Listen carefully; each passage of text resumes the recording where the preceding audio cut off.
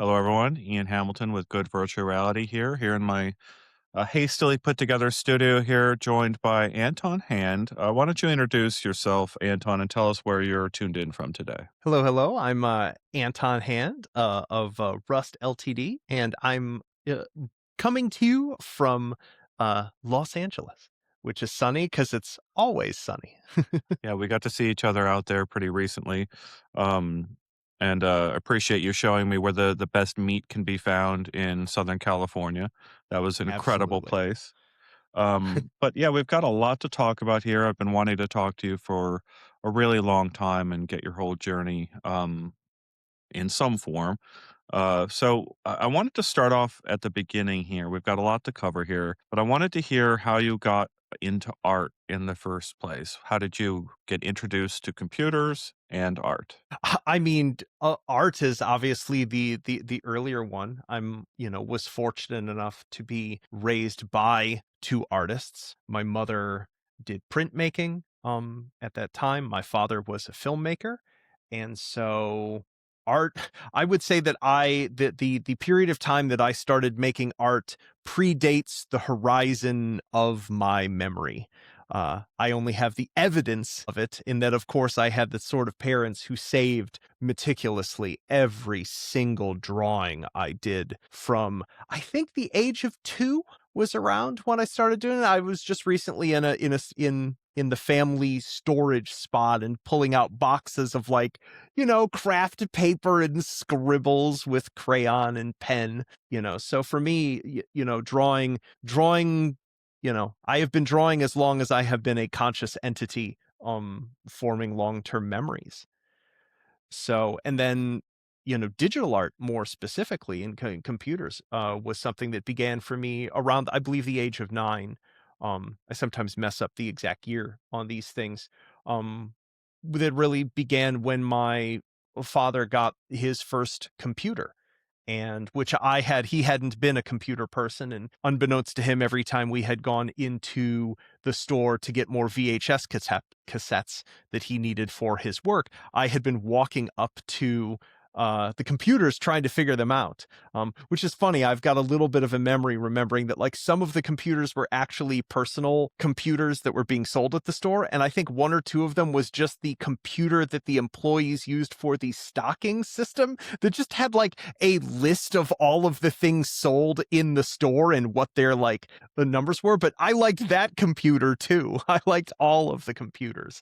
And so yeah, we got You our t- first computer. Go ahead. yeah, you told tell me about your first art on that computer. You talked to me about this once before, and I wanted to share that with the audience here. I love the story behind. Yeah, because my dad had gotten this computer in part because someone he had done a bunch of work for had been like, John, these are the future. You got to start. Everything you do will eventually happen on this thing once they get strong enough. Start learning them now, and so he gets set it up. A neighbor down the street had helped him get Windows 3.1 and MS DOS 6, I think at the time, all set up on it, and turned it on and was like, I don't. So what? Now that I have this up, what do I do with it? And little Pipsqueak me was like, you can make pictures with it, because I had found the included icon editor that had been present on Windows at the time, or I don't think it even shipped with Windows. I think there was a very, very common CD that you could buy with this huge. There was a book called The Mother of All Windows Books. And there were all of these back then. You'd get just a random assortment of utility apps that would come on discs. And one of them had this icon editor. And so I pulled that open and had started making things in it. So the first complete piece of digital art I ever made was this little train. And it's great because the actual file, the metadata on it has remained intact. Its creation date, when you right click in Windows and click properties, you can see that it was made in 1993. And so that is, I actually have my first piece of digital art. You mentioned that was important to your dad. Oh yeah, absolutely. Like it's well, for one, I was a train kid. And so of course that first image is a train. And I would say like 80 to 90% of my drawings as a young kid were trains. And so yeah, that's especially because in especially in old Windows, that desktop doesn't look very pretty. The image for my computer was just like a boring rectangle, and so he replaced that his my computer icon with my train icon, and had it there every time he got a new computer or reinstalled Windows. That was basically the first thing he did, was plug that icon back in for my computer, and that was the case for the entirety of his life past that point. So So, you're drawing from a very early age, and then as soon as you get your hands on a computer, you're messing with the icons, whatever creative space you have, you're messing with.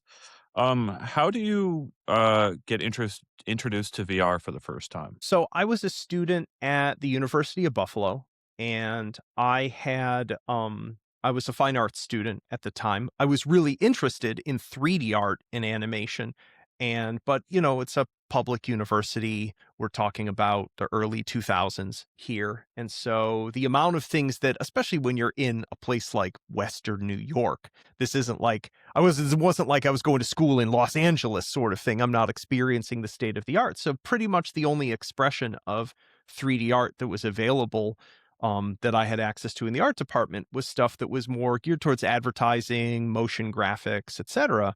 And that wasn't what was really compelling to me. I wanted to do animated shorts. I wanted to do game cinematics. And I had been basically like trending towards dropping out of undergrad out of boredom, out of just like, there's nothing here for me that I feel passionate about.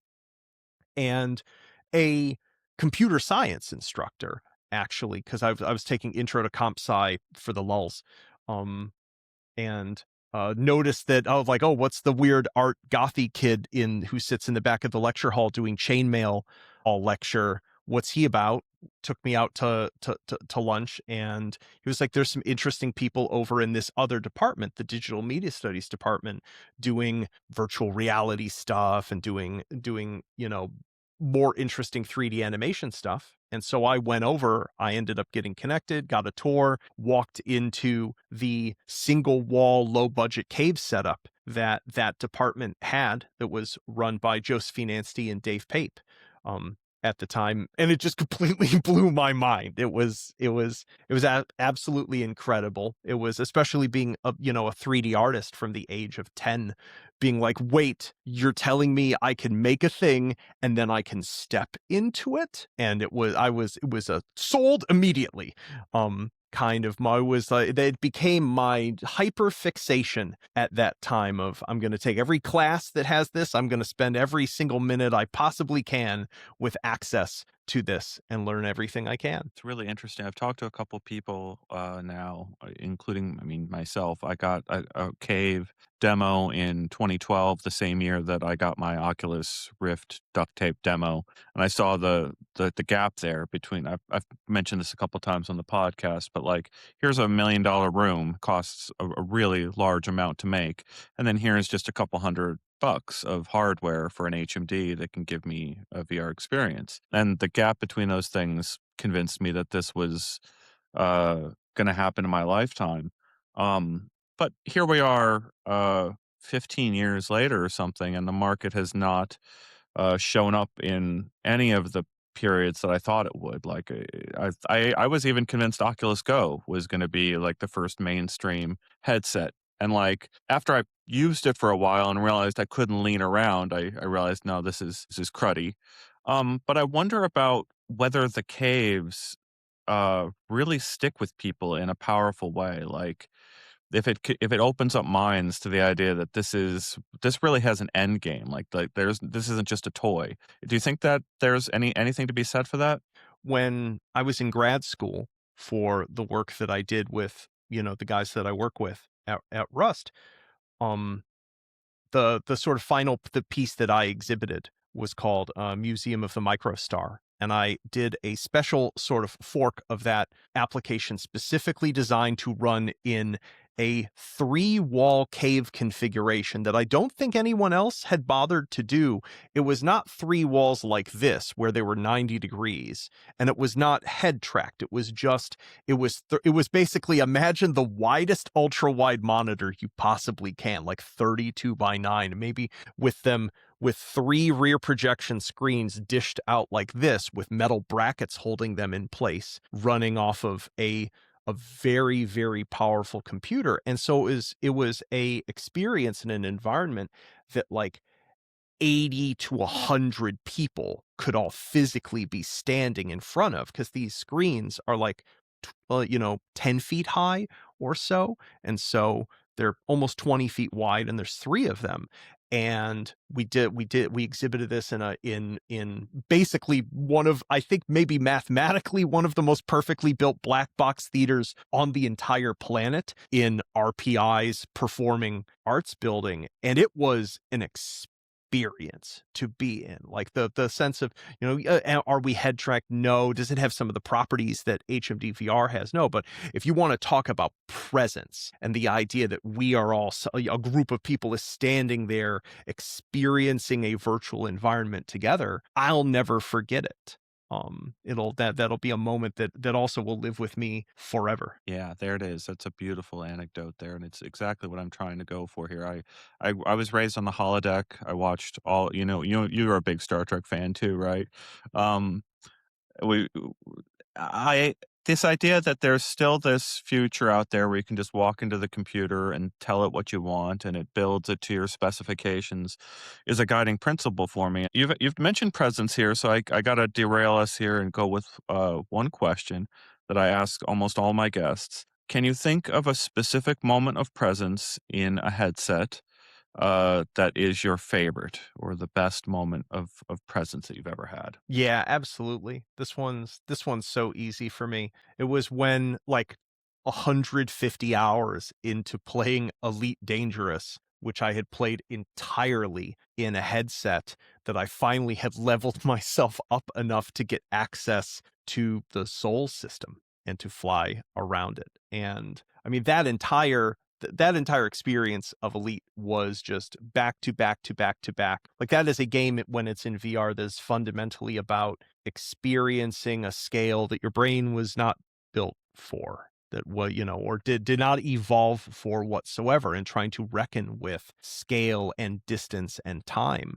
And yeah, for that, the I don't think I've ever been transported to somewhere else as utterly as the time that I spent in that game. And I think there's the first time in Elite that I did the unpowered stealth where you sneak into a docking port by basically boosting at the docking port as perfectly as you can, shutting off everything in your ship so that the scanners don't see you, and then turning it on at the last minute without pancaking yourself on the inside of the docking ring. The first time I landed on a planet in Elite, which I did so without looking up how to do it, and didn't realize I was landing on a hard planet, i.e. like 1.6G, and coming down because of the path on the night side. So landing for like it took like 20 some minutes to come down onto this planet because I wasn't doing it quite correctly. And I'm like landing in the dark, and so can just see the like running light telemetry of the planet's surface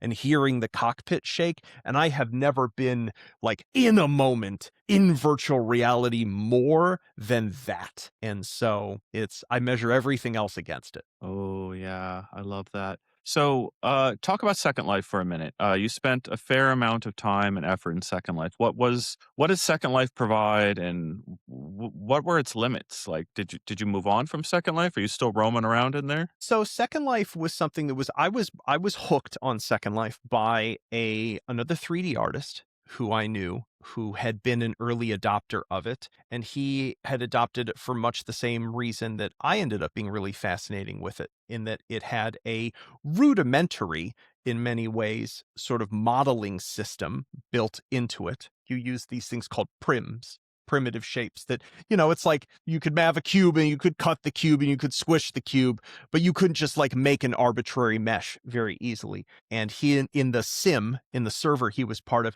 he had built a 1-to-1 scale replica of a Klingon bird of prey, and he was part of the way through working on his 1-to-1 replica of the USS Defiant at the time. And that was his pitch to me. It's like, hey, I'm building some Star Trek ships. You want to walk around the Star Trek ships I'm building? And I'm like, yes. You can wait. other people can just show up and hang out with you on the spaceship you've built in this, I'm sold. So I immediately started learning how to use it. And then what happened is I made my first avatar, which was like some fan art of I'm in an Iron Man suit, found another dude who was in it who helped me do the script stuff for like the repulsor blasts and my jet boots and the unibeam on the chest. And then he was like, this is good enough. You could put this up for sale. And I was like, what are you talking about? It's like, yeah, just put a little vendor together, put it in. We can put it in a couple different places. That like if they'll take a little cut sort of thing. And I was like, cool. And I put it up for like 2,000 Linden dollars or something. It was either 1,000 or 2,000 Linden dollars, which at that time was like somewhere between either $4 and $8. And a whole bunch of them sold. And I was a poor artist. I was like, wait, this is an environment that I can just like make things that are really compelling to myself and people just pay money for them.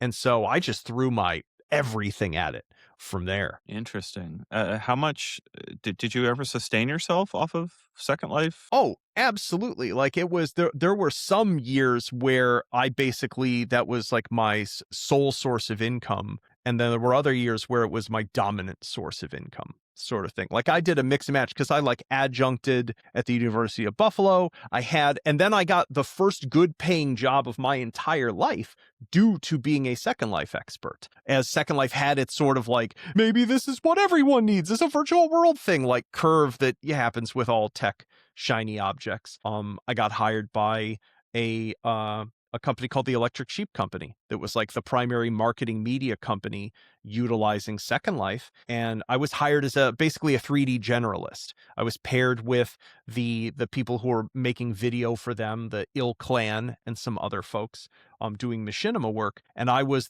I'm on call the whole time. They're like, we need a chair and we need it in 12 minutes. Can you do that? Hey, we need this visual effect. How can we do that fast? And so my love of experimentation and the fact that I love to dabble and make environments and robots and guns and blah, blah, blah, blah, blah was super useful in that. And so I worked that time for a while until that bubble, like all bubbles, contracted. And then past that bubble's contraction, there was still like Second Life was still doing great and had a large community. And so I ended up starting a series of private workshops that I ran called Zeniversity, and taught classes to groups of people on basically how to make things for Second Life. And that I supported myself dominantly off of that for that and selling apartments and making components for virtual shoes and furniture and more jet boots for quite some time. So I want to get into to the modern VR, at least since 2016, in a second. But I gotta ask you, since we share the fandom of Star Trek, what is the allure of Star Trek to you? Why have you watched so much of it? I mean, the answer to that question is going to be so different based upon which era of my life we're talking about. Like, why did I love Star Trek initially? Because spaceships were awesome, and because similar to the other sort of media I loved at the time, Batman the Animated Series, like these were dramas that were theatrical and were about role models dealing with difficult things and reckoning with like how to be a strong and virtuous person in facing adversity. And and obviously I was an imaginative young kid, and so just like living in the idea of like we're out in space and we're meeting other cultures, and that was always a very, very compelling fantasy for me. Mm.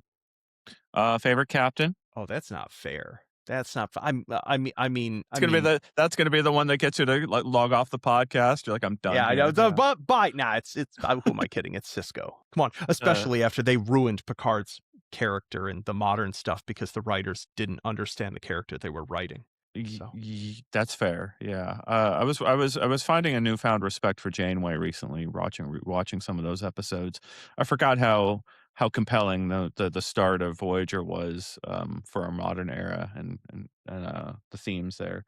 All right, let's talk about VR. So, how did you get introduced to modern VR? What was your path into these consumer headsets that we've got over the last decade or so. I mean, it was funny because I remember seeing I was in grad school at the time, and, uh you sort of the news of the, like, Kickstarter was, spread around, and I saw it as someone who had, like, done VR and experienced, like, "Is it gonna be a thing? I guess no, no, it's not," sort of thing.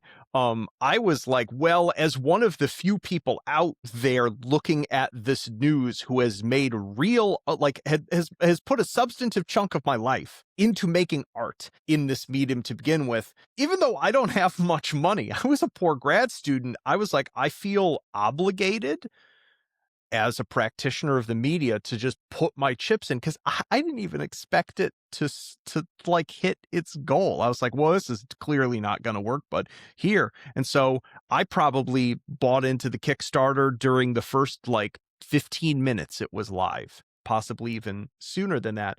Because I received one of the first batch of headsets, the very first shipping of them that went out. I was like unit 760 or 70 something. Um, Wow. of it. Yeah, and so that's what and then I just kept checking back on it through the rest of the day as the number went up, and I was like, "Wow, a lot of people love this idea. This is I'm gonna get to," and it was wild because like I'm in grad school for experimental electronic art. I'm literally set up perfectly to just pour my everything into experiencing what this thing can do. So How did you hear about what Valve was doing? What was your introduction to Valve's take on this? yeah, so what's actually funny about that is that I had fallen back out of VR for a bunch of reasons. Like a lot of it just had to do with like what I was doing to pay the bills and the contract work that I was doing. And there was actually a contract job that had been to do some environment art for some indie folk who were making a VR game that they were trying to get together for the Vive launch. And they needed a 3D artist who could work in a particular style. And I inquired because I was just like contract, contract, contract, contract, just to like pay the bills. And they were like, we need someone who has a headset. So, because some of the visual effects and just the experience of the environment shape. And I was like, I don't have one of the like modern ones. So I reached out to some contacts and was like, how can I get one of these early headsets? Managed to get one. Didn't end up doing that contract because it was just I wasn't the right aesthetic of artist ultimately for what was needed for it. You're talking about a Um Vive Pre, I mean, a Vive mhm. kit? Yeah, Vive Pre. And essentially like decided because I had when doing in the cave era had done a rail shooter where you actually had hand tracked guns that you reloaded. To the best of my knowledge, I'm the first person who ever did that with VR is make a reloadable hand track. They weren't quite realist, but they were definitely more real than the other stuff that I had seen other practitioners do at the time.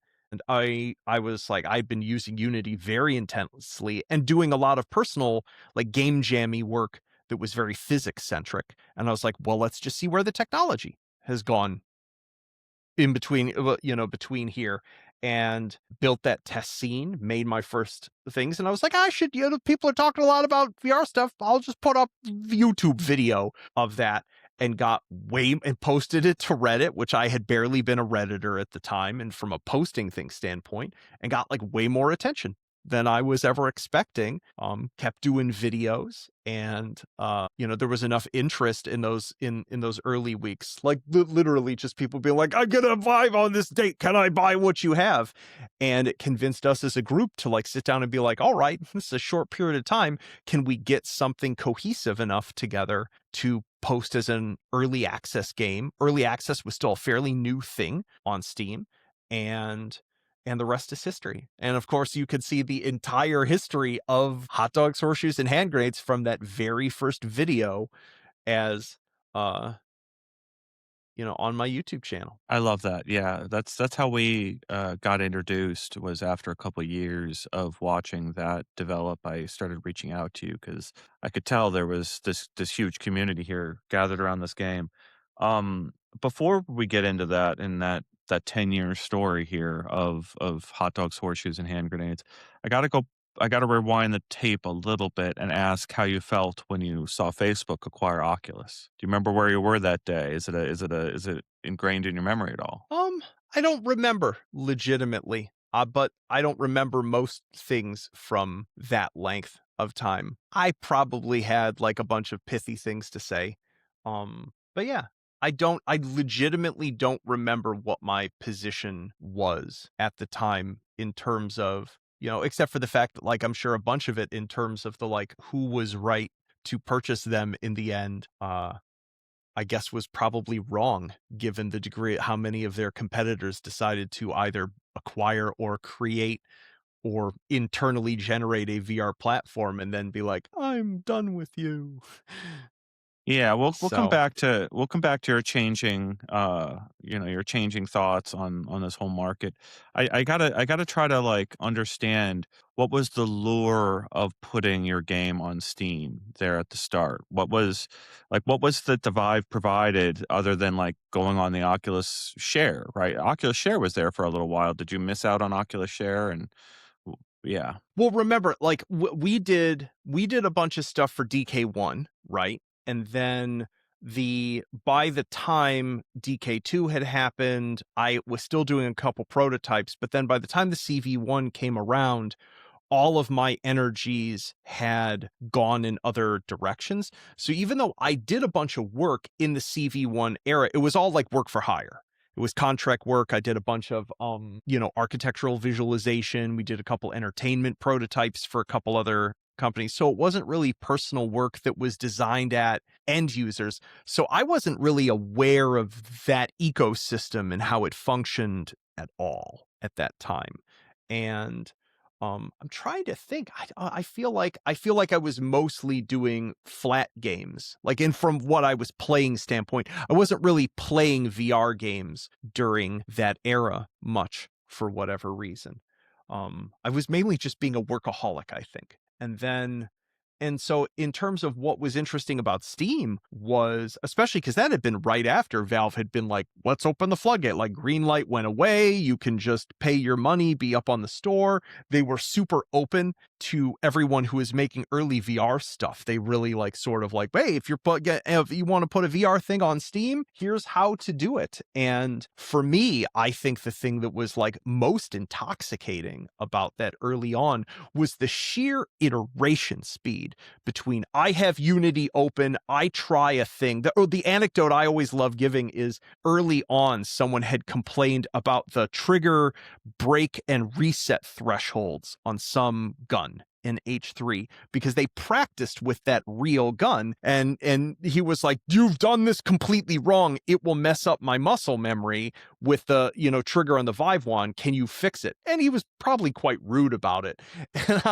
And I was like, sure, give me a sec. And I just went over to Unity, tweaked a couple values, hit build that probably at that time took 4 minutes, 5 minutes. I uploaded it. That probably took a couple more minutes. And then I could just hit it's live button. And I think I responded back on that Steam post probably 20 to 30 minutes later, like, it's up now. And the user was like, oh, it's great now. Thanks very much. And so that experience, especially when the app was small enough and simple enough to be able to do that, to have that type of almost essentially to get some of the simultaneity that made Second Life compelling, where in Second Life you're literally building a house and someone's standing you being like, man, that's a great looking house. That was the first environment where you could really do that well, and to get a little bit of that while making a game, to have that instantaneous response. Hey, I have an idea. Oh, let's try that. Oh no, it's not very good. Here, I add it as an option. You can turn it on if you want, but I don't think anyone's gonna want it, sort of thing. And so that's what made those early days on Steam incredible. It's so convoluted, this story of VR over the last decade. You already mentioned it. But like Windows spins up a platform and then cans it. Um, Google spins up a platform and then cans it.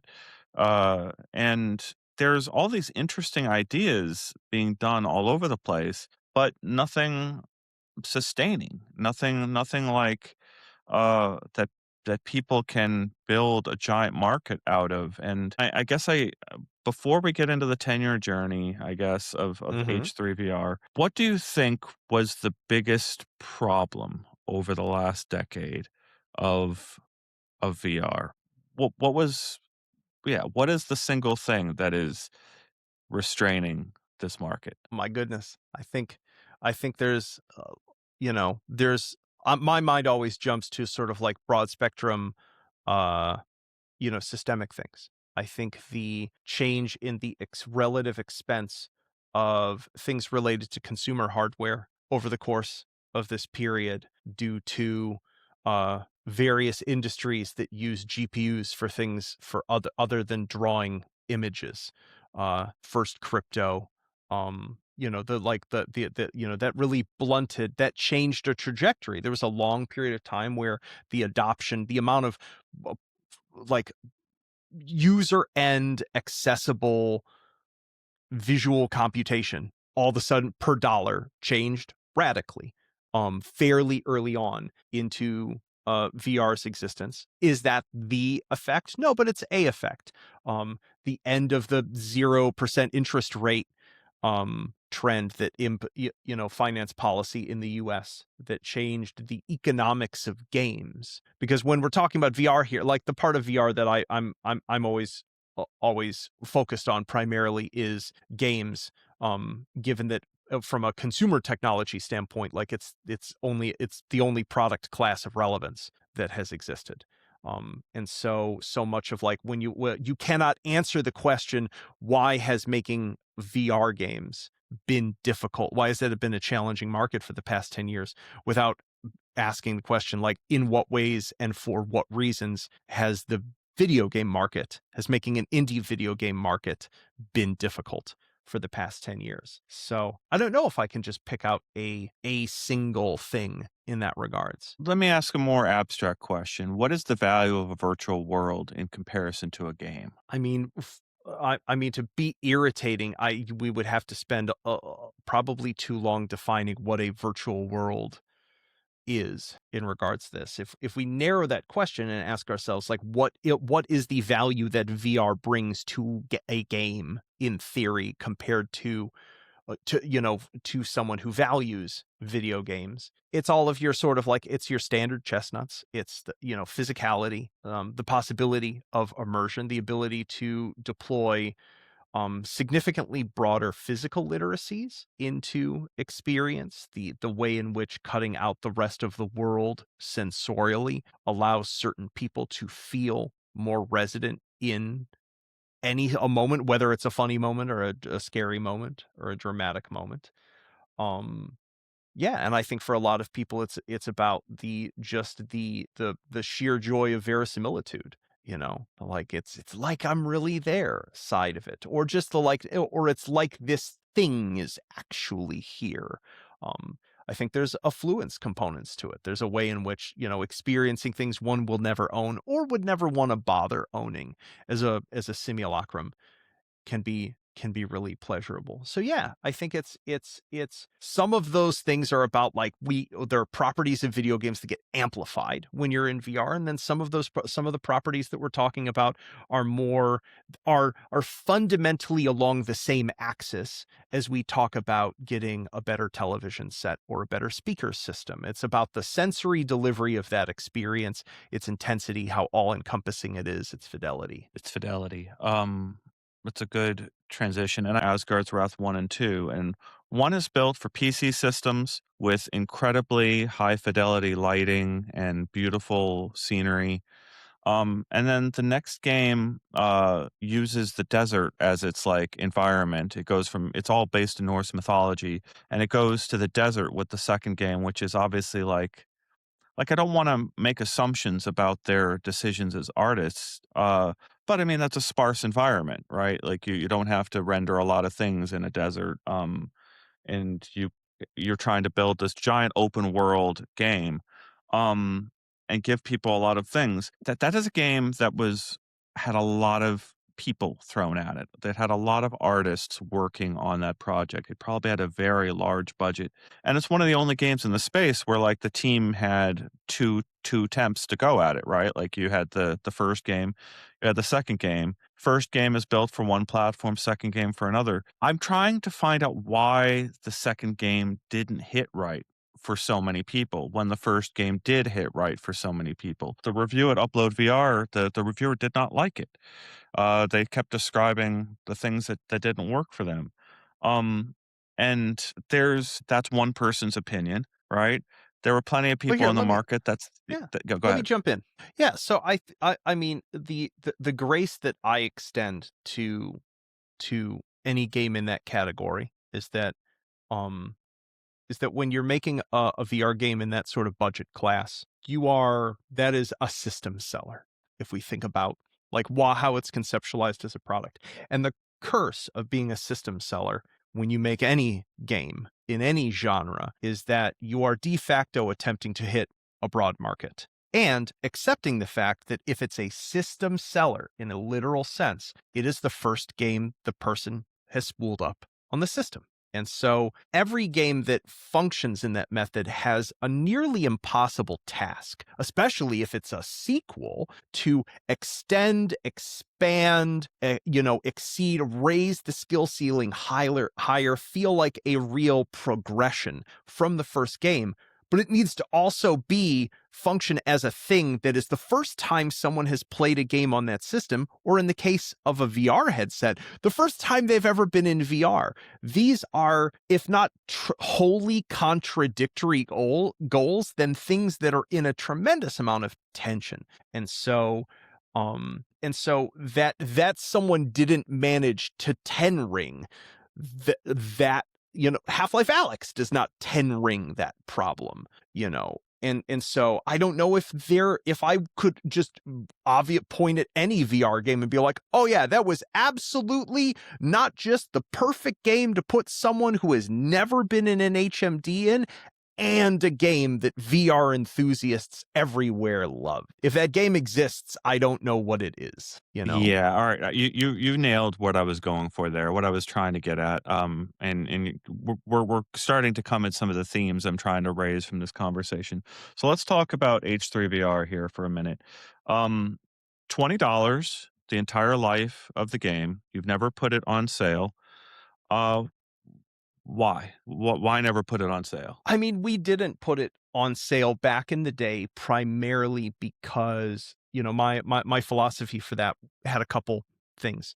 One of them was the fact that when you're making something that is incomplete and a whole bunch of your audience is buying in at full price on your vision, on being willing to be the first people to buy in to a very incomplete thing because they believe in you, then turning around and selling that same still incomplete thing to a different group of people for half as much money just seemed like an impolite thing to do. And so and I know it flies in the face if you talk to anyone who advises game companies on stuff, they will tell you like the first thing they will tell you about sales is you want to be on sale as frequently as the platform allows you to be on sale, and the only reason we're not on sale more is because there are Steam cooldowns that don't allow you to go on sale X frequently, and so you need to optimize in time when the game goes on sale.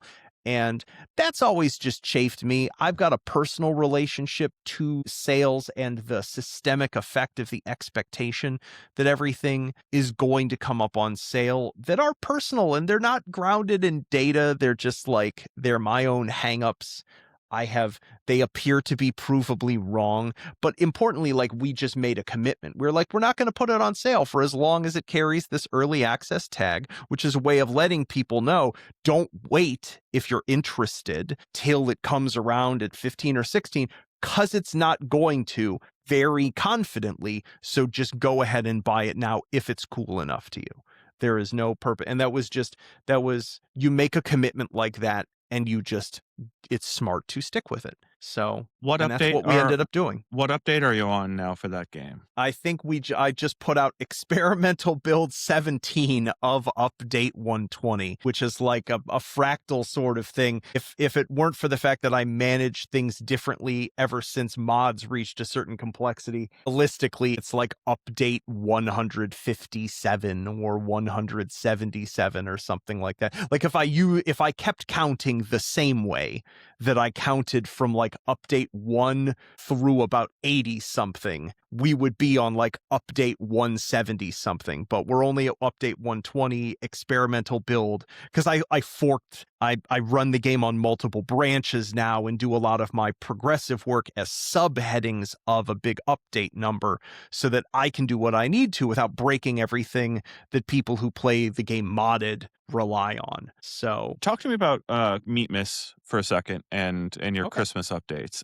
Yeah, what was your thinking? Explain what Meatmas is and why you built it. Yeah, I mean, like, it's one of the things as a game player, for whatever reason, I think one of my favorite shticks for a video game was always holiday updates.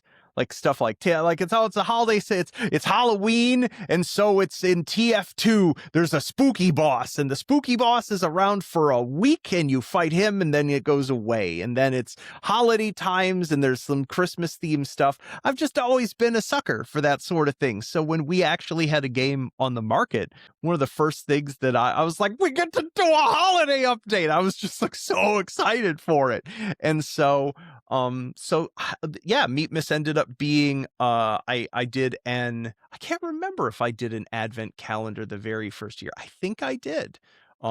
Which was a terrible idea for a bunch of reasons. But I was like, I'll put a gun out every single day from December because as someone who's into mechanisms and little fussy things and tiny little figures, an advent calendar. When I was a kid, I was like, oh, I get to open up a little box and there's a thing in it for 24. Why doesn't every month have an advent calendar? Was probably what I would have thought as a little kid. And so I ended up doing this advent calendar where there was like a fun little machine that you like that had a cool image on it. You pulled a lever and two hot dog people danced next to it as the thing opened, and then there was a gun inside it. And so that was my first real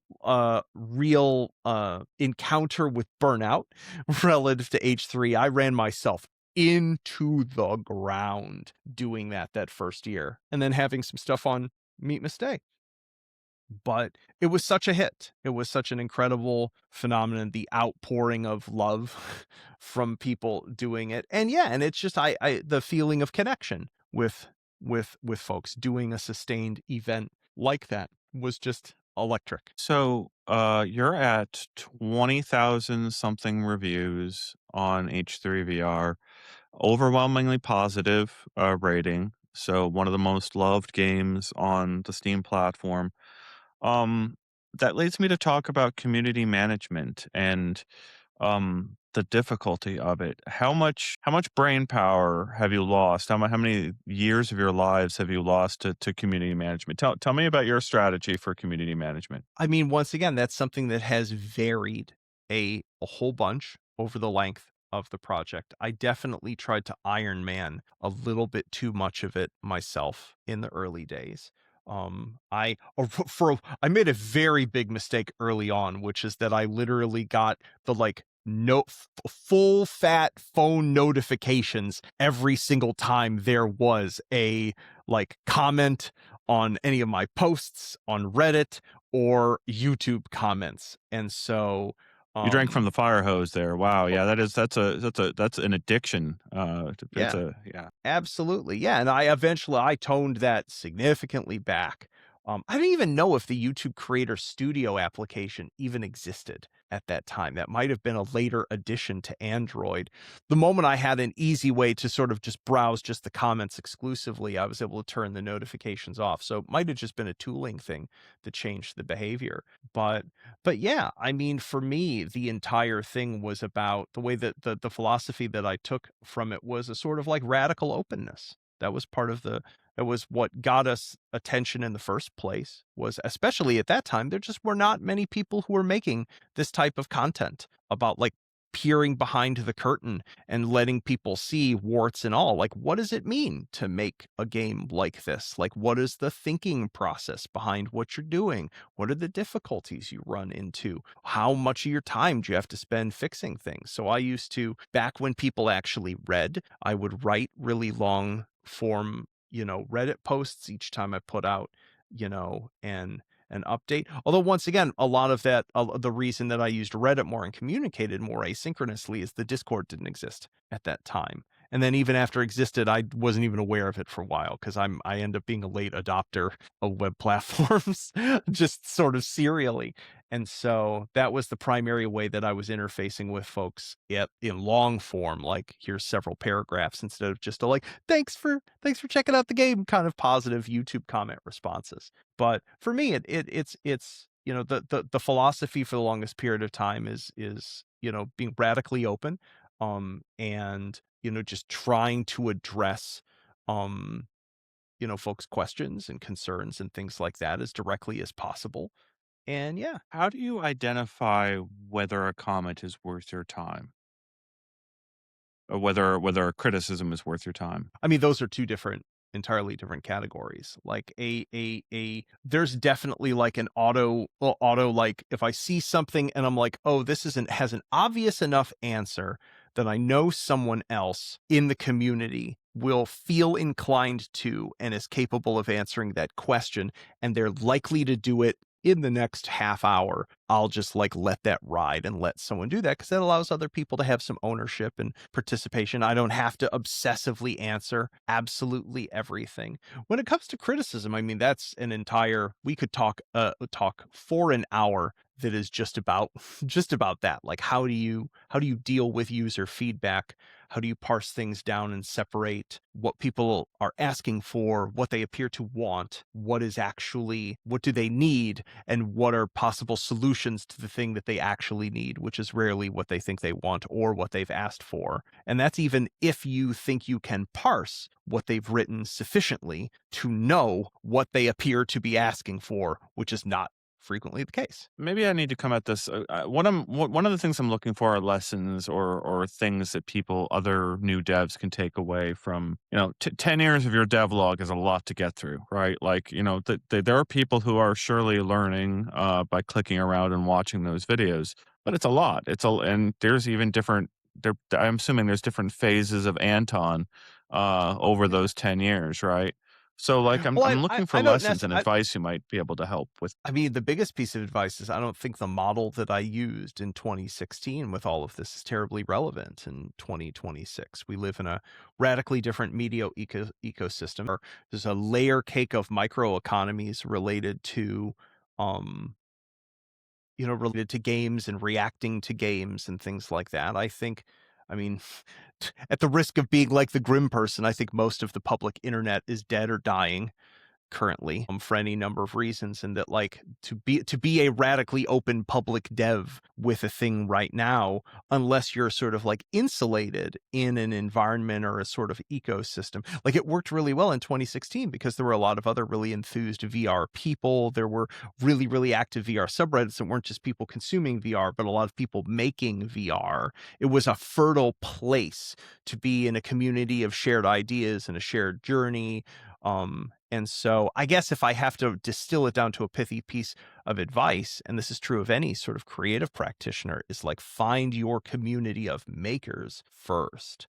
Um, because you can share, because that then becomes a group of people that you can share strategies of like, what does it mean to communicate about what we're all making and what is working? Because likely you're not going to just derive the answers successfully on your own to that.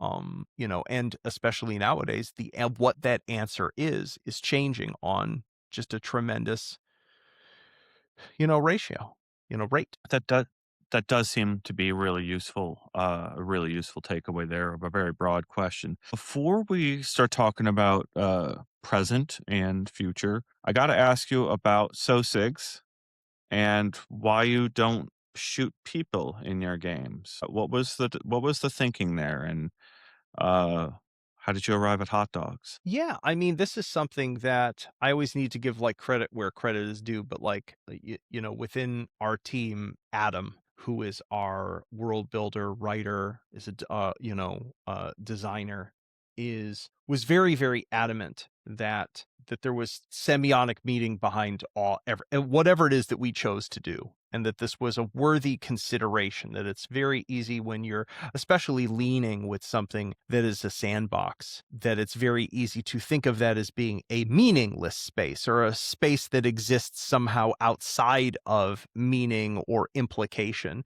And this is just simply not true. Every creative decision you make means something. It can imply something. It is situated. And so for us, the idea of to put a person in a narrativeless space, in a I'm in an Earth space and there's a dude standing there and I have guns. However you choose to represent that person, you are saying this is a shootable person. This is a person you should, as a player, shoot and enjoy shooting. And that was just not the thing that we were interested in making.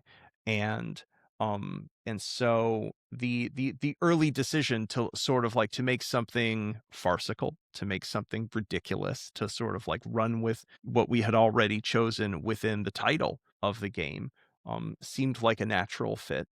And that character that eventually evolved through several generations, like the first hot dog shaped combatant in the game was explicitly made to be akin to a amusement park robot, basically. Like, howdy partner, I'm just a hot dog. Like that was the first version of that character showed up in a game mode of ours called Worst World, where essentially you have come upon the remains of a failed amusement park that was themed around like Wild West gunfighting, where like you just got a gun at the entrance after punching your ticket. So this of course closed for safety reasons the very same day it opened. And so you're just in the ruins of it. And there's just these like hot dog animatronics being like, howdy partner, welcome to Worst World, just sort of walking around. And so that then solidified the like, okay, making a combat agent that you fight, that while it can still be dramatic, it can still be stressful, you can still have a real gunfight with it, is preposterous and it's funny and it's ridiculous. And that was a rich experience. There aren't very many comedy games, but I certainly love almost every one that I play. And so that existed as sort of generation one of the sort of like of the Sosig bot. And then the Sosigs, as I made a second generation version of them that were going to be more sophisticated, that were actually like made of meat. The goal was to sort of like to continue and deepen that sort of relationship. Especially as we added fidelity, we made a thing like, I still remember the first weekend I was spooling them up, and the first thing I did is I made it so they could stand, and then the next thing I made it so they could fall over, and then I made it so you could shoot them and some mustard would spurt out of them and links of them that would blow up. And I remember I was in the indoor range, I just shot one in the head with a revolver and it went and fell over, and I was like, that felt like killing something. That was like way more violent than I was expecting it to be. And I was like, okay, I need to immediately make that not feel like murder, because that just was not it. Just even from a selfish standpoint, I just don't want to sit around making something where it feels like I'm just murdering something for 7-8 hours of the day. That's not a headspace I want to live in, making any like doing a job. And so that very night I recorded the first set of sort of Sosig lines where I just pitched up my own voice and had them just delivering like, way to go, champ, like just all sorts of ridiculous lines that like made it very clear that they were not in pain and there was no hard feelings, that this was not, that even if this was play, that this was not like, I'm shooting some things that I hate and they hate me back, but that it was that it was something that they are within the same magic circle that you're in. And that has guided me since, and it's right at the core of the soul of the game. Yeah, there it is. That request comes up a lot. You must hear it too many times to have human Less now. enemies. I think they've largely given up. Every now and again, you get a very confused person who just strolls in, who doesn't know the history, and they're like, wait a minute, all you can do is shoot these hot dog people? And everyone's like, yeah, isn't it great? And they're like, oh, you guys are weird, and they leave. And That's so So it's by I mean, it's a self, it fixes itself, right? You keep the community that you want, um, Absolutely. ba based on it being hot dog enemies. Taken Hold, became this mode that became a cornerstone of the game, and you're shooting the hot dogs, through Taken Hold, right? Um, was it did it just fit together? You've got this very, intense mode that's constantly ratcheting up the difficulty with these very silly enemies. Well, the first version of Taken Old actually utilized the animatronic version of the Sosigs first. Um, that's that old prototype scene is still in the game. I think they did still have voice lines, but they were like robot voice lines. They were like very clear, like coming out of a little like piezo speaker on the front of them, sort of like "Hold it there, buddy," sort of stuff. But yeah, I mean, like it worked because at its core, like Taken Hold has always been like it's a tactical action shooter, but it is fundamentally still has the bones of a classic light gun game in that it's about precision and timing and resource management. So like I essentially took the like animatronic version of the of the Sosig of the Wiener bot and then just like put armor on some of them to make it so instead of shooting something this big, you have to hit this part of them. I thought of them at first as just basically being like mobile IPSC shooting targets, and so that you're having to deal with like the challenge you're definitely getting shot about, but it was mainly about just being precise and timing things a particular way. And so that's a game mode that just sort of like I just I saw how it worked and why it worked and what was compelling about it and just leaned more and more into it on every access. So we're at about the hour mark of this conversation, which is where I wanted to get to before we talked about, present and future. And I don't know how to transition this conversation because I'm trying to imagine how many people are listening to this not having known what's just been announced. Are they going to hear it for the first time through this podcast, or are they tuning in because they know what's been announced and they want some of the context here? So I'm going to let you begin this phase of the introduction and tell me you haven't even officially launched version 1.0 of hot dogs, horseshoes, and hand grenades. It's still an experimental, like you're still in development of it to some degree, right? Yeah, we are in the experimental phase of our 1.0 update, which has taken longer than anticipated, but largely just because of the fact that we're doing some user-generated content tools. And the moment you release a tool like that, people will start uploading things with it. And so it's got to be perfect, or you will poison your workshop or your ecosystem with incorrectly authored data or data that has to be discarded because you've changed the tool. So you have one shot to make that right. And so I decided we'd originally wanted to have the 1.0 come out for our 10th year anniversary on April 5th. And I realized like back in late February, I was like, this is not going to happen. Like what we'd have to do to press this out right now would be to make, there's no reason after 10 years to rush this sort of thing. And so we're taking the time that it needs to get that last little bit where it needs to be. So that it's close, but it's not quite out yet. Still in early, and you'll take the early access label off when you do 1.0, or Yeah. you're gonna keep it on Yeah, there. we're gonna Okay. take it up. There's part of me that would just love to leave it up for forever because that's funny, sort of thing. I mean, it's been funny for quite some time. I mean, I even making videos about the coming 1.0, the number of comments that have been on the YouTube that've been like, "Wait, you mean it's not already been like the 1.0?" Or people being like, "It's okay, buddy. It's been done for a while now. Like, you can stop." So, so the community are really good shits about it. So, well, the community being really good. So that's the context behind this, because I have to imagine some shock. Um, I was shocked when you told me what you were doing. Um, why don't you break the news to our audience then, for people that don't know what is coming from Rust Ltd. Yeah. So hot dogs, horseshoes, and hand grenades too. We're doing it again. Yeah, we're 10 years was not enough. And so we've been working on it in secret for a while now, with a significantly larger team than we have ever had for something. And it is going to be it will run on standalone VR, which is a first for us. We have never made something uh for that form factor. And yeah, it is it is a full-fledged sequel. It's not a port of H3.1. It's not like a subset of H3.1's functionality that's been stuffed down. It is a full-on game, and it's a full-on game that's the central axis of its identity is not a sandbox game. It's a full-blown immersive FPS.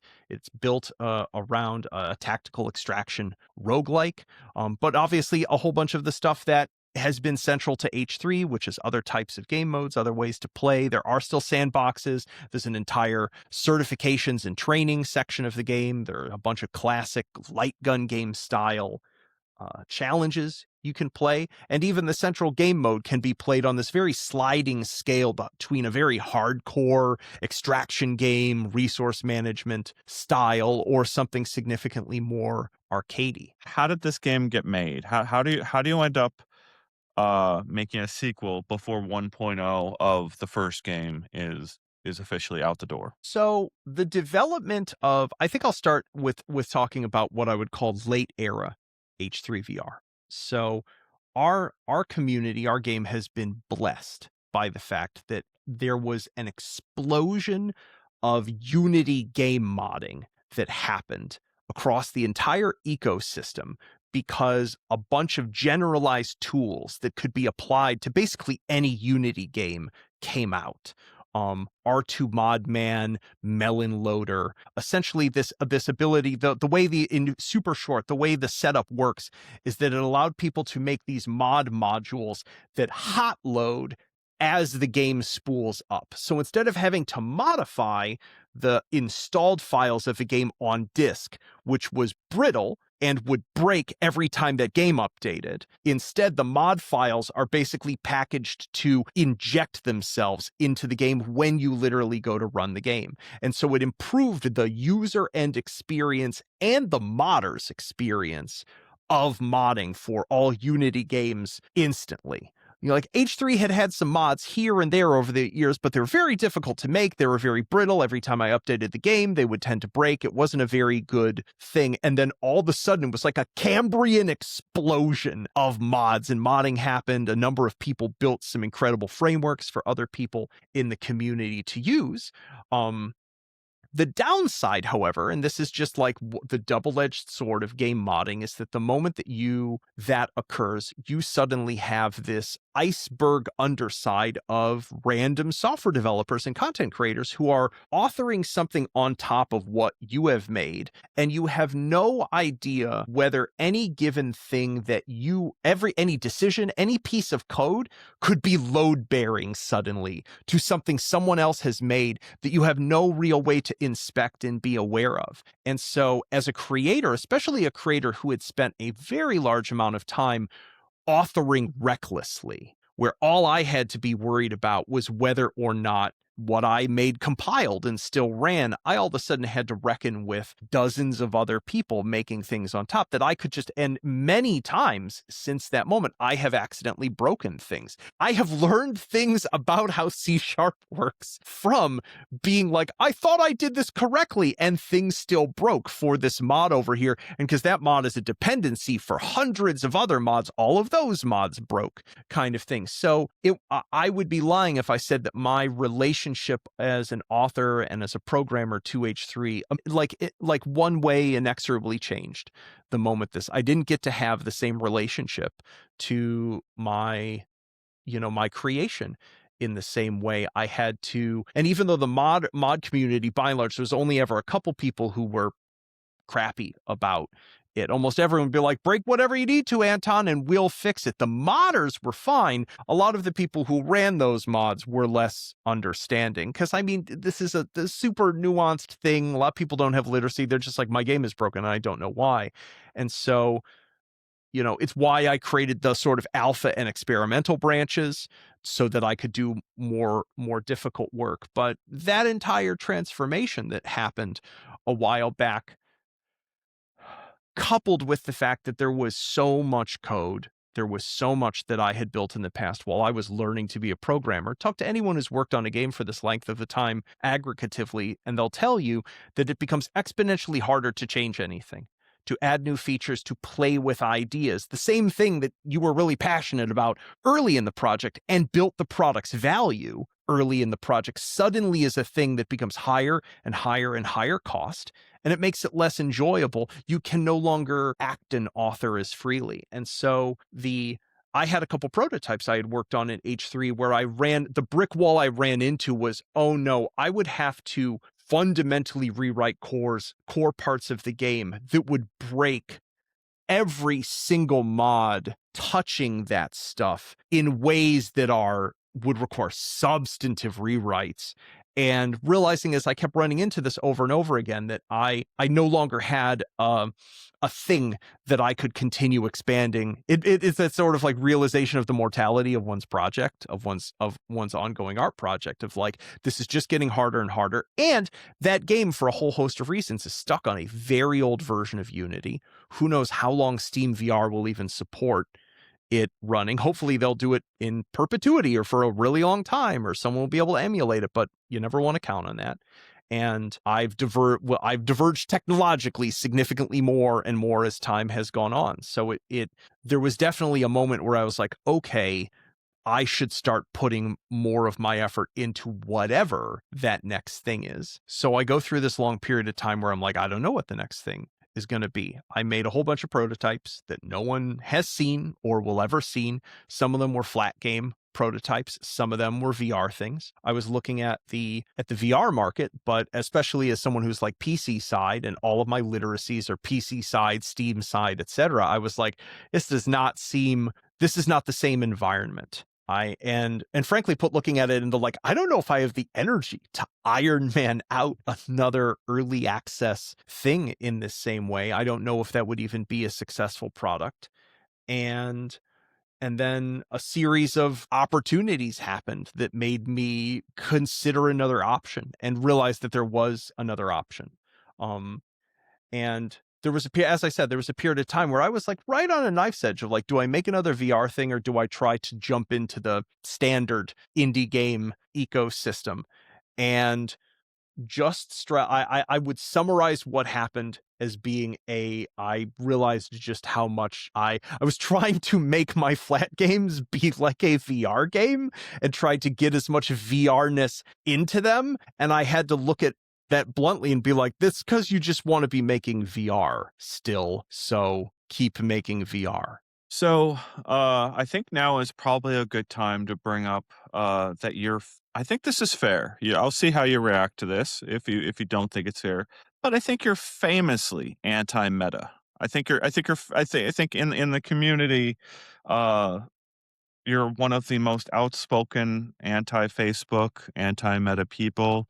There is, when I still used Twitter, I became to rely on knowing that any new thing that Meta or Facebook did, I could go see what Anton thought of that new thing that Meta or Facebook did, and it became a yeah, you were so reliably in supportive of PCVR and down on what Meta was doing with standalone. Who funded this game, Anton? Meta is one of is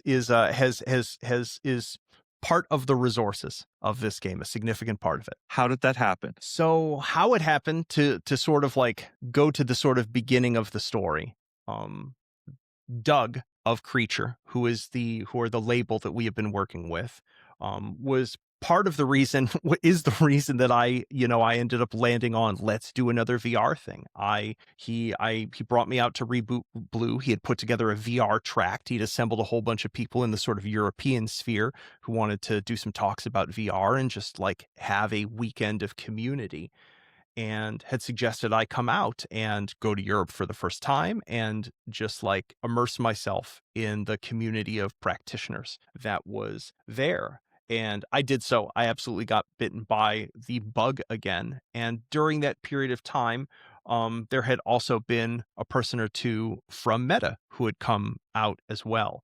And I had ended up chatting and getting to know them during the process. And I think that had been the sort of first moment that I had had in ages chatting with someone directly from the company who basically felt the way I did about what made good VR and what was compelling VR, to find out that there were some people inside the company who were still there since the early days who still held a bunch of those passions, and it made me curious. And they had basically like not grilled me, but definitely had been like, are you gonna make a standalone thing at some point? And I had always, how to put this, had always been a very easy thing for me to go like, no, this is clearly not a thing that I'm going to do with H3, for a host of technical design and hardware reasons. Like, it had never been what I would describe as a real choice I was faced with, because um H3's code base was Steam VR from the beginning. Doing another project, like, I couldn't port H3 the way other people could port their games. And what we were doing from a complexity standpoint, the physics, all of the gun stuff, the visual effects, etc., was not going to run on no amount of engineering help would have made a port of H3 work on a Quest 2 while still being recognizably H3VR. And a whole bunch of the things that I had were that I disliked about standalone, as a trade-off at that time relative to my own priorities, were all true. And but with the Quest 3 and 3 and then 3S coming out, and having, as I said, some like really positive interactions with people there, it was something that we were as a group willing to entertain and feel out, especially because like we had never as a group even imagined the idea of having a funder for a project to begin with. This was all unfamiliar territory. So I would very much describe the process, like the road into it, as being like curious, a little bit skeptical, and like letting that process go one step forward, talking with more people, and ending up having like an incredible experience at each stage of it. And then putting together a pitch, an idea of, because especially like, as I said, like a port was never going to be feasible for this. I investigated it a number of times, and every time, like I had several prospective porting partners actually evaluate the project and be like, what would it take to bring this up to, even just to get it up to modern Unity before the process of squeezing it down? And all of the cost estimates were basically were in the like, you'd be better off starting over. And so that also sort of like, well, I guess it's time to make a brand new thing. And yeah, and so we took a whole bunch of different ideas and prototypes and a bunch of resources that we had, because like even H3's development is a sort of iceberg. I have a backlog of content that is partially finished, prototypes, things people have never seen, a lot of stuff people will never see. And so a whole bunch of those resources were reconfigured into a new form. And once we had a solid pitch and it was getting traction over there, I began the process of basically hunting for the team to make that happen. So I want to hear about the team, and I also need to have this visceral experience with my audience of just what, right? Like, just what, how did this happen? I mean, I have to, we're both Star Trek fans, and I have to imagine there's other universes where um you leave VR.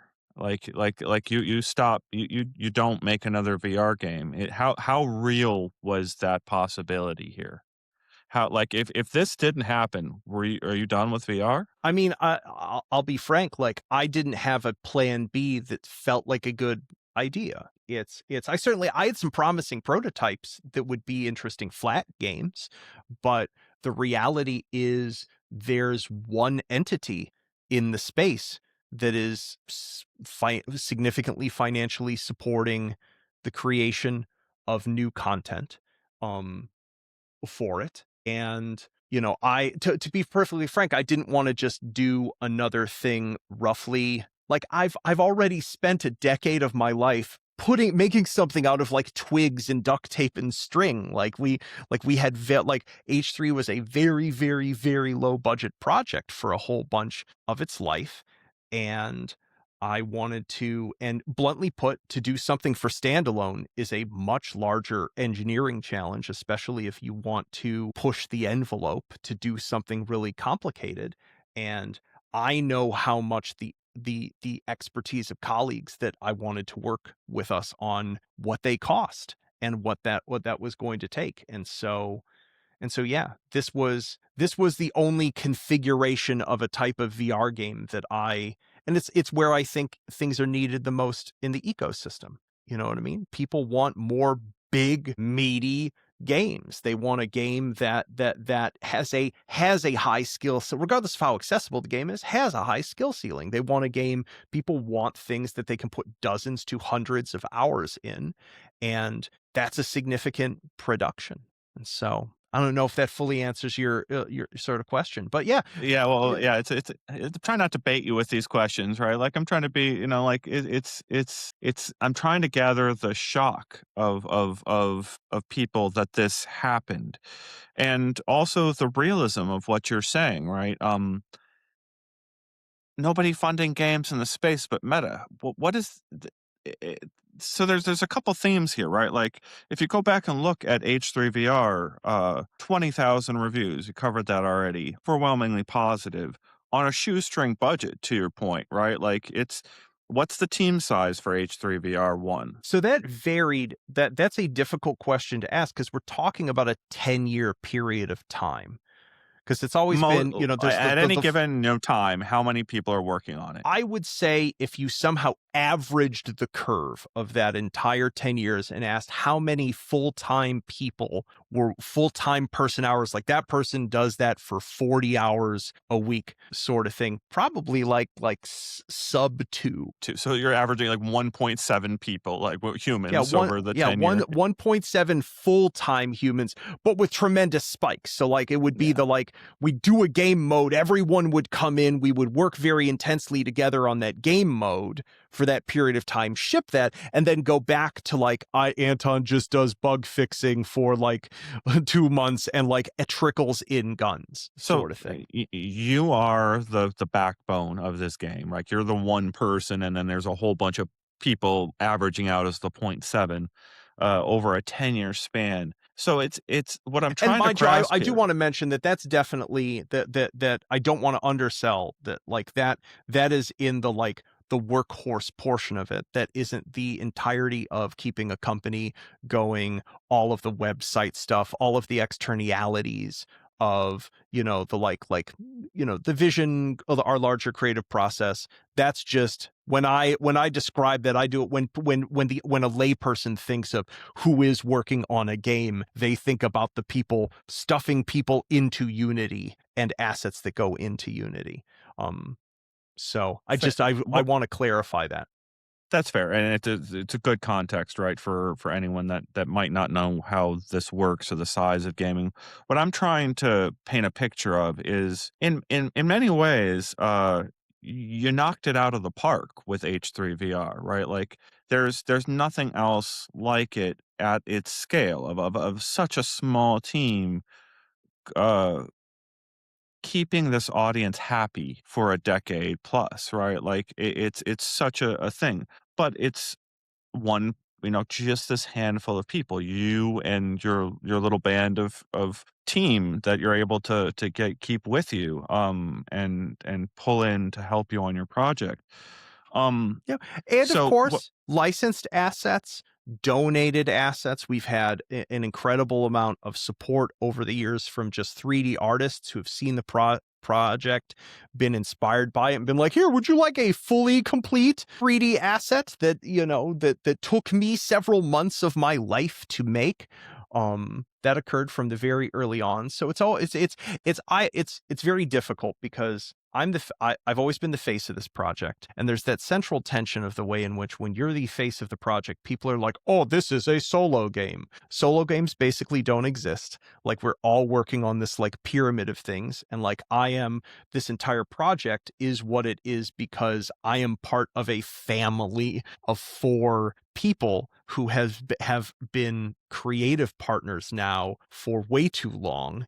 And it's like, how do you set, like it's very even difficult to separate, like are we always working on the game? We're having sort of like endless intellectual design based conversations. And so but that isn't super visible to people on the outside, all of those different things. It's challenging from a perspective of credit. It's challenging from the perspective of the way that other people think about it.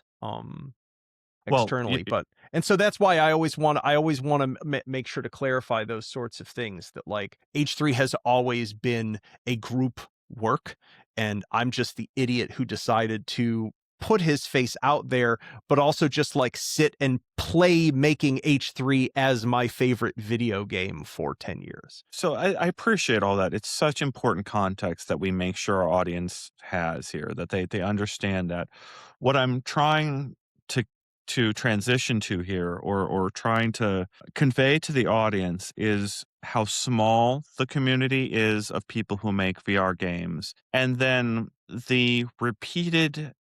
We haven't covered this because we've been. I mean, I don't want to speak ill of projects that tried their best, but I mean, tens of millions of dollars thrown at game developers, not VR developers, game developers. They got lots of money to go make a VR game. So what I'm trying to contextualize here, if there was an indie filmmaker who suddenly got a budget to make a feature film, right? Mhm. That's not even there's that analogy falls apart in certain ways. But what I wanted to convey was this idea that, like, number one, there aren't many devs in this space who have a hit VR game, right? Like, and they did it on PC VR only. You can say that about H3VR, that you put in the work, you grinded out um a hit VR game on a shoestring budget, and now you've got a team that you can hire to build this game. So what is your team that you're able to pull together for this game? I mean, I'm so proud of our team. I refer to the folks who've been inside the sort of like circle of getting some secret information as we've worked. I describe this as just an absolute rock star team. We have Zach, the creator of Vertigo and Vertigo 2 and Vertigo Remastered. We have Mark, who created, not just created Gravity Lab, not just and has ported Gravity Lab to maybe every single VR headset that any company has ever released. If you've never seen his HMD wall, it is, man, it is something. He has a museum inside his workspace. So we have people on our team who have tanked, who have Iron Manned out their own one person games, and bring that sort of like broad spectrum expertise. We have the creator of some of the most important mod tools in H3's community on our team, Nathan, who has been just like an incredible part of the community, has done a whole bunch of miscellaneous stuff for us over the past couple years, and is a general developer on the game, and is there to make sure that everything that we are doing architecturally in the game is thinking about the needs of future mod support when we get to the point of putting a mod framework together. We have a whole bunch of firearm artists who have worked on and off with me over the years. Stefan, who's been with us forever, Ole, who is the author of like some of the most sophisticated sort of late H3VR1 simulation systems in in the game, the like night vision and scope systems that are in H3. Those are his work and his obsession.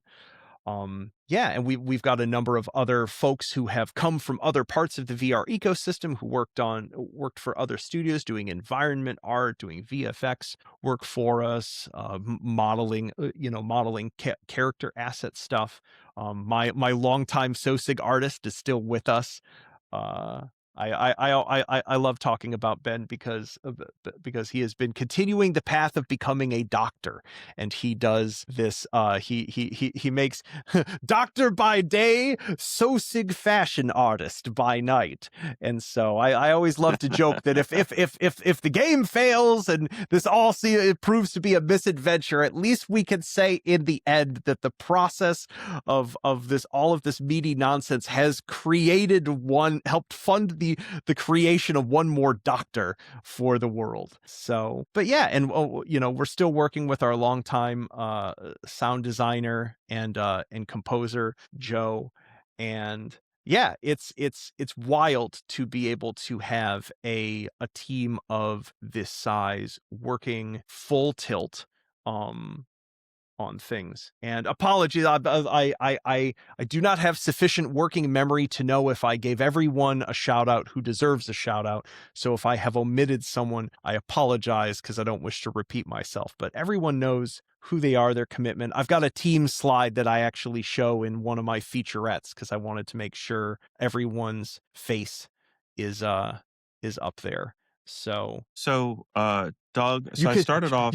I'll just say, like, it's a privilege to have a large enough team that you all of a sudden realize that you can't off the top of your head enumerate everyone reliably without missing some people. So I think that's where I'm trying to go with this you're talking about a market where you've cobble together your resources anywhere you can possibly find them. A business model that you, I don't know, stubbornly stuck to at $20 a game, and just, $20 per purchase, and hundreds of thousands of copies sold. I remember that was the first article that I talked to you about, was you being willing to say that you were 200,000 copies, I think, sold. And that was more than half a decade ago that you and I talked about that. So, um, having to talk to you each Christmas and use you as a bellwether to understand what's going on, right? Because I know that Christmas comes around, and if those numbers aren't where they need to be, VR might go back into the dark ages again, right? Like it's gonna be another winter. Um, if the Christmas isn't a big sell. And we both have watched Meta headsets become the thing that drive those sales, right? We've watched those headsets come, and um, they've also been deeply underpowered. Quest 1 and 2. I don't know Yeah, if underpowered is the correct, like, compared to what, like, they've been mobile devices being asked to heroically do more than you should reasonably ask a device in that form factor to do. Like, one of the reasons is, I mean, Mark, who's on our team, was basically responsible for rebuilding Superhot for Quest 1. And that ran at all is just incredible.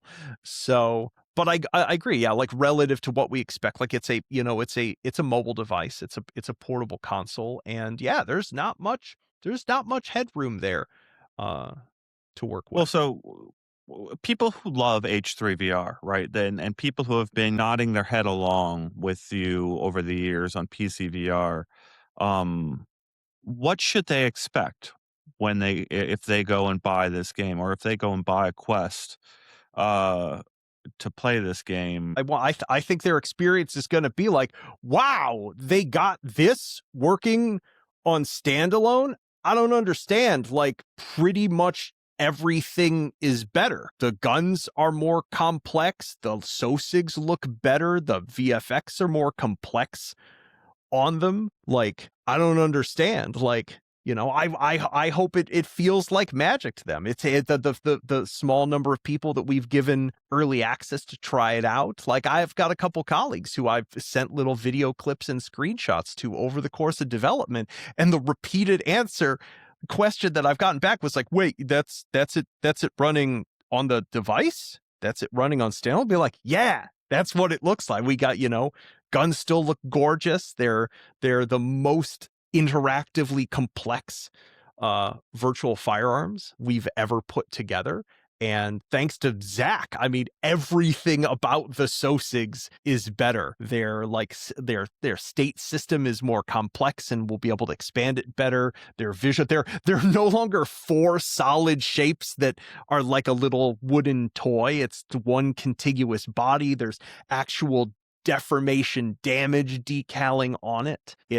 That's part of the thing that's incredible about starting from scratch with a clean rewrite, is actually going like, we did 10 years of experiments of work, and we know now, like, we spent a hilarious amount of the early development of this game just building tooling to force maximize our team and get more out of our effort, and to make sure that every single one of these systems was architected for the future and built really, really well, instead of what they were in H3, which, as I said, was just like, let's throw more things on the pile for years and years. So that's the central thing that I hope an H3 player comes in and experiences and goes like, oh wow, this feels so polished, this feels so advanced.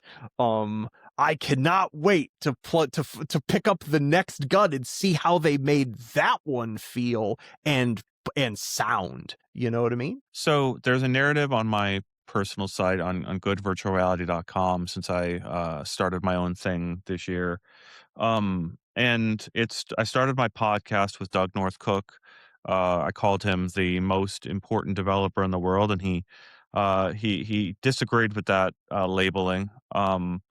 But it was because of something that he said pretty plainly in that conversation, that he wanted to keep people working in VR that he thought should be working in VR. He wanted to keep his friends and these talented artists um, still in this space and still working. And that was before I had an inkling that he was involved, or they were involved in your project.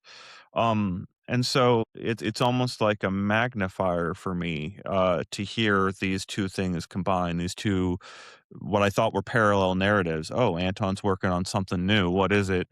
Um, and Doug North Cook is trying to keep the market going with his creature label and all these people that he's got working with him. And I need to I want to sort of get your view on this, of just when this game launches, which you're not talking release dates right now, but when this game launches, there's, you know, a world where people aren't drawn back to their headsets. They don't buy headsets to buy this game. And there's a world where the opposite is true, where people go and brush off a Quest 3 or a 3S and put batteries in those controllers for the first time in potentially years just to try this game. And then there's people who potentially buy the headset just to play this game. Which of those worlds do you think we arrive at? What do you think happens when H3VR2 actually hits the market? I mean, it's my job as game director, right, to always play the cheerleader with these things. My opinion with VR as it currently exists, especially in standalone form, is that this is the coolest game console that you can possibly get. And so I'm always telling folks that when I, chat out in public. Oh, what do you do for a living? Oh, I make up game developer. Oh, what kind of game do you make? Oh, I do VR stuff. Oh, really? What's that? And then I have the conversation about it. And I always encourage, like, yeah, if you want a thing that's gonna like blow your kid's head off, productively in the good way, for Christmas, just go get him a Quest 3S. It's a ridiculous deal for an experience that you can't have like any other way. There's just a bananas big library of games to play with it. And so, I don't feel like the thing that the bar that I aspire to is absolutely one where people hear about our game coming out and they're like, "Oh, you know what? I saw some of the videos of that stuff they did before. You know, I still never have picked up one of those headsets. Oh, they've got a new one that's just for the headset. I don't need to have a PC to play it because I just have my school computer. I'll go. That's going to be my big Christmas thing that I'm going to ask for, or I'm going to get myself, is I'm going to get that headset because we've always been like H3 over its lifetime has sold more quests, you know, than any other headset. I'm sure from people, but like the number of people commented, I've followed your channel for 3 years and I finally got my Quest so that I can play your game, sort of They're thing. not going getting a Windows mixed reality headset to play. Yeah, they're getting I a mean, there yeah. were a lot of people that had its era too, and that was a valuable era as well. Like that forced us in a really big way. Like we had a huge influx of people who only had a work laptop and they got a Windows mixed reality headset because it was from like HP or Lenovo, their like corporate expense account allowed them to buy themselves like an HMD as a business expense. And so tons of people, like we had an influx of people being like, I'm on a computer that has an i7 CPU and has like a tumbleweed for a GPU. Is there something you can do about the game to like make it barely run for me? And that was valuable to the project, and that was an important era sort of thing. Um, you know, each new era of HMDs in each new context, like we've been around long enough to experience the ebb and flow of all that stuff. And, you know, each new challenge, each new set of controller models I have to model to put into the game. There's an experience on VR chat. Kevin Mack is the artist name. He won an Oscar, I think, for What Dreams May Come for the visual effects of it. He's made some very psychedelic sort of experiences for VR. And I remember, I think I met him at like one of Unity's events, their Vision Summit way back when. And I think he had something running on Gear VR, and it was just these blobs, these psychedelic blobs floating everywhere. And then on VR chat, he's got, Namalanki is the name of the experience. It's you've got the sky whale that floats over to you and it bellows these weird sounds, and you go into the water and you find an ice cave, you find this fire spirit, and you can go up to creatures and have a psychedelic musical experience from this guy's music from that he recorded decades ago. Um, I remember having this conversation with him of like, how do you get a team like you had in major film to come and work with you again? And we're both like, sort of, wouldn't it be great? We're both of us are kind of like, wouldn't it be great if you could do that? If you could somehow have the number of people that you could throw at a major motion picture.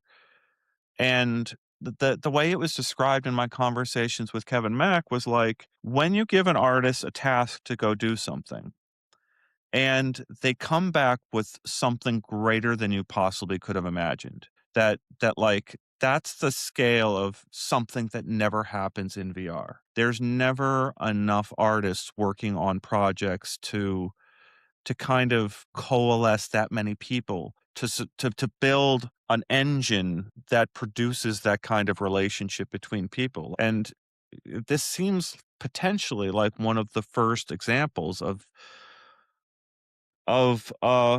you being able of a VR team being able to assemble people who could come back with that kind of level of surprise. I would say that there have definitely been types of super team that have existed before. I think the thing that makes our team unique, that I will say, is that, as I said before, we have a bunch of people who have shipped things themselves, who have experienced both, or are experiencing now, what it means to be part of a larger team, but have also had to exist in that context where you are like being the like solo or near solo indie dev, where I'm making executive decisions about 7 different disciplines, a lot of times just hitting a bar of what is good enough. I am cohering the results of that all together, and We have people like that, and we have people, as I said, who've been doing things on and off for us in H3 for many, many years. And so you have that chemistry of like a, like a jazz quartet that has been together forever. You fit like it's not just about being able to go off in your own cave and do something cool and come back with it that is about serendipity, but it's about like knowing the moves of the people around you that they're going to make. Like I have the privilege of being able to have a 3D artist work for me who has been doing things for me for 8 or 9 years, is that I can scribble something on a napkin base. Like I use like the Microsoft snipping tool, drawing with a mouse, making the most hideous sketches you can possibly imagine, one or two reference images and a vague parameter set for an asset. And I can give that to Stefan. And I know what Stefan comes back with is gonna be what I want because we have that long form relationship. I've been authoring things long enough with Lucas and Luke and Adam wherein we convergently evolve the same ideas in the same, like, oh, well, today's topic is going to be about this system. And one of us will start talking about we should do X and X, and the other one interrupts because we have, we are dancing in rhythm with each other because that's really the privilege. That's the thing that is too rare, is that because of the topology of our industry and the ecosystem of games, there are very, very, very few groups of people who get to work together for 10 years or 8 years or even 6 years. And there are types of creative production that happen through human beings falling into sync like that just you cannot synthetically recreate them. They're about time and they're about reps together and trust and vulnerability. And that is one of the like, it's a privilege that I cannot state more strongly. And when I was even in grad school and was working with the guys before H3's existence, the most common comment that I would get from other grad students in the arts of like, you have a working creative collaboration with 3 other people that you're sustaining long form like into grad school. And they looked at it like green with envy because it's so rare and it's so it's so difficult. And this is a difficult enough medium that like you need many voices, you need broad disciplinary expertise to make so many things. So that's what I would describe as being the sort of unique. So like what makes our group really special is like it's both our veteran status, but it's also our veterancy with each other, and both as part of just the larger VR creator community and those sort of friendships and the members of our team that have authored things together, is really just irreplaceable. We don't know when the game is gonna get out the door, right? Like, you're not talking that right now, but I do sort of imagine it, getting out the door before, another Quest hits the market. I mean, I don't know. We'll see, what happens there with Meta's, headset release schedule. Everything we've heard is that there's nothing major on the market anytime soon. So you're entering a market with millions of Quest 3 and 3S headsets out there. They just raised the price of these things. So now it's $50 or $100 more expensive than it was to get into VR this year than it was 3 years ago, which is insane. So there's headwinds blowing at you in your whenever you release. But still, I could not be more excited.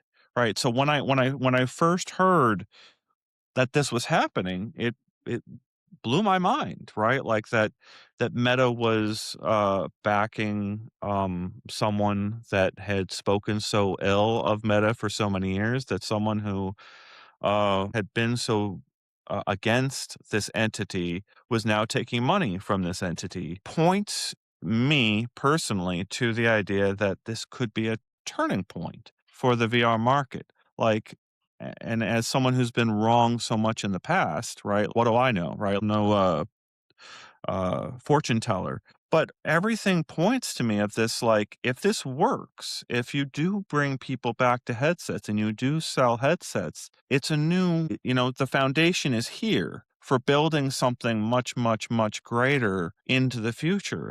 And that's part of like part of what Meta did this last year was point out like killing the team that made Asgard's Wrath 2, right? They're pointing out that third-party developers are the lifeblood of the community, that people are putting enormous money into these third-party games, and holy crap, here is um, one of the games that was considered PC only, that was like, "This has to run on a PC, and we're funding you to have a real team go and put it on standalone." And to be clear, you're not running on Quest 2, right? Correct. Yeah, no, as I said, there's no amount of engineering expertise that could make what we're building here run on that device. So So, again, that's what I'm trying to say on this foundation, right? Like here is the beginning of stacking something very real for the future. So like whatever benchmarks you achieve, my hope is that next year, and the years after, you get to build with a bigger team. You get to start stacking more and bigger games and the whole market starts shifting. Do you share that dream? Do you have hope in your heart right now? You already said that you got to be the cheerleader of this, but where's that skeptical Anton that was there for 10 years on Twitter? yeah, it's funny that you pair those things together is that like, yeah, it turns out when you sit on on algorithmic feeds that fill you through that are like primarily centered around like people formulating their thoughts to construct engagement, which is frequently conflict or doomerism or what have you, that gives you a really negative outlook on life. And, I pretty publicly have gone through several different stages of stepping back further and further and further from feeds because I realized that that even in circumstances where things were going very well within my domains, I had this like warped, worse view of it, I genuinely thought things were worse than they were in or was simply burning cycles when I could have been creating, when I could have been supporting other people, when I could have been taking care of myself. And so yeah, it's like of course, anytime you're like anyone who's making a video game who has paid any amount of attention to any market knows that this is a high risk endeavor. It is not always possible to perceive what causes a thing to catch or doesn't. Like there's lots of things that can derail a project, a team, what have you. All I can confidently look and say is that we have tried our absolute hardest. We have a team of incredibly enthused experts who are working together to a degree of frictionlessness that feels spooky at times. Like, I love our team and our team all work together incredibly. And so we've thrown our absolute all into making this. And if it doesn't work out, it doesn't like I can look back on it confidently and be like, we stepped up and took the like strongest two shoulder swing at this humanly possible. We've pulled no punch with it. There are no half measures. We have tried to do the most difficult, productively difficult, because it is the most exciting rendition of what this idea could have been. And I have confidence, as I said before, like this is the coolest game console you can go buy. And so I have confidence that the A plus B pairing of that is going to find success. And that you can look at the Quest market, and there have been recent releases that have really resonated with people. And it turns out those releases are either about a lot of agency and messing around, or they're about like just having an experience that you can imagine playing for hundreds of hours. And those are the types of games that we love to make. Is deep, rewarding games that are about long form engagement that you can make your home in. That like you know H3VR1 is bit, is this game that like we've had tons of people was like, yep, this is the only thing I still play in VR, or I bought VR just for this, and even really bother looking at everything else. And we want to make sure that we're making something that if someone decides to pick up a headset just for our game, that in and of itself made that a worthy purchase for them. And that's always been my effort and desire. That that brings us almost full circle back to the beginning of the conversation where we talked about the difficulty of trying to be a system seller, when I do see this as a potential system seller. Um, and that's what's so exciting about this idea and this project. Um, you've got both teleport and smooth locomotion, is that correct? Absolutely. Absolutely. Yeah, I've been doing VR for 20 years now, and I cannot do smooth rotation turning for more than about 4 seconds before day ruining nausea happens. There are smooth locomotion modes in H3 that when I test, I literally cover one eye to remove stereo because it's less likely to provoke it, and I like leave the headset canted up on the top of my cheeks just to make sure that it's less, so I have sort of like grounded context. My brain doesn't try to fuse it. So it's, we really care about that accessibility, and the type of game that we're designing can work for that. Not every type of game or genre can. Ours can. And so we have definitely prioritized that. There are other members on the team who are like, they're teleport only VR people and always have been. So, and that's important. And Well, that's me, right? Like, I'm a teleport only type of person, and that's the I left it for one of my last questions here on our 2-hour conversation, but I would be so much less interested in the game if you didn't have teleport, right? And, um, and it completely changes the narrative on how I recommend the game to others, right? Like, here's you need to go, like, I'm saying this without having tried it, right? Like, so, like, maybe I'll change my mind once I try the game, but I doubt it.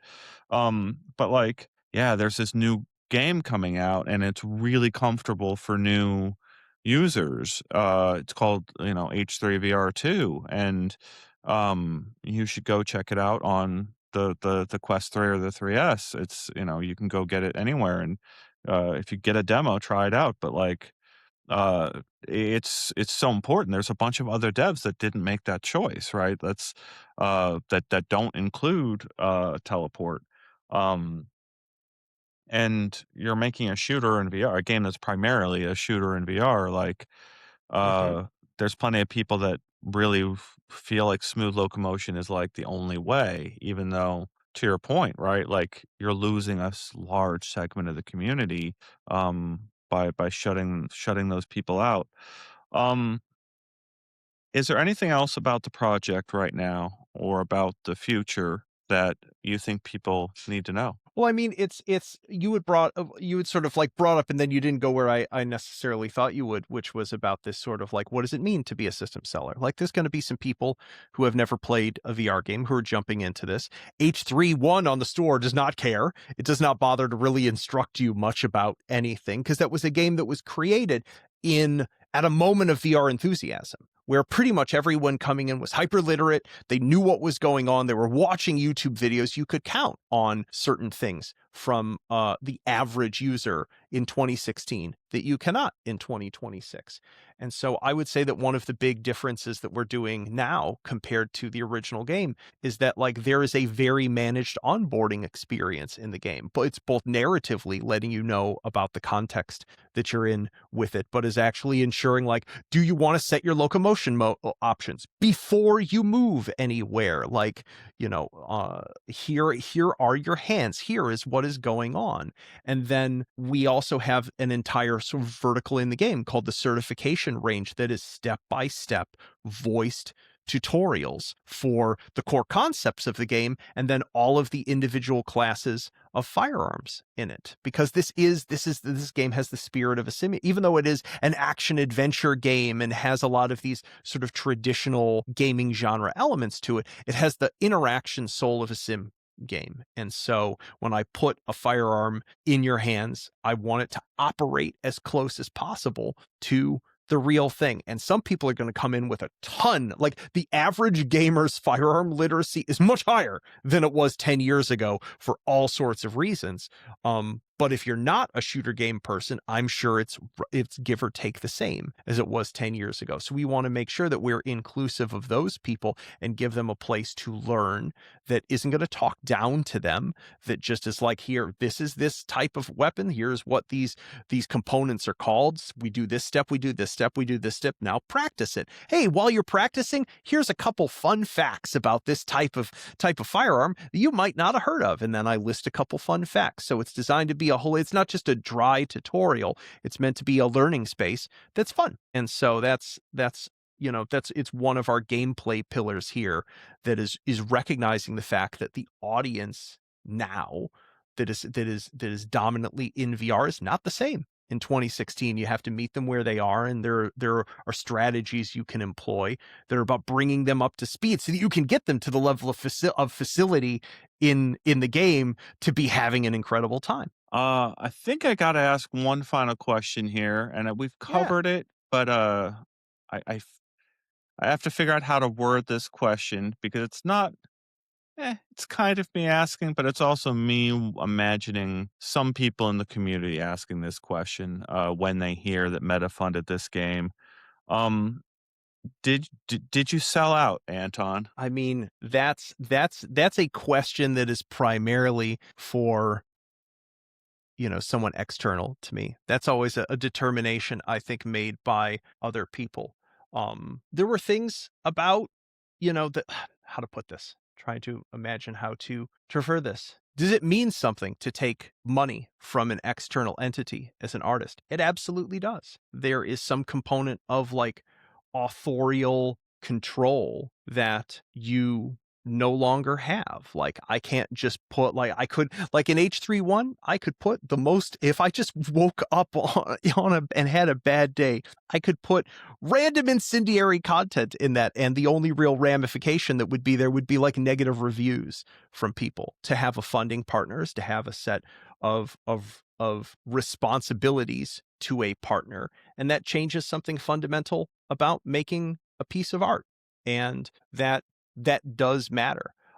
Has it negatively shaped what we've chosen to make here at all? I can honestly say no. Like I would be making this same game if that money appeared out of the ether sort of thing and landed on a table.